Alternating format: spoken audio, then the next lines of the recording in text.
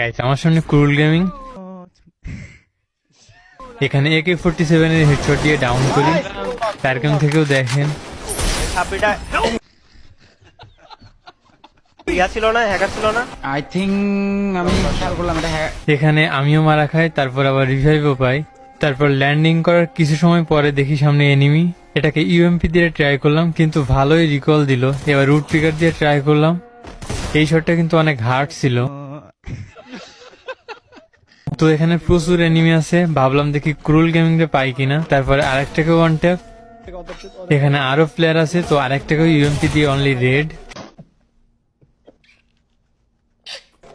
উপরে একটা এনিমি বসেছিল, ওটাকে ওয়ান ট্যাপ, কিন্তু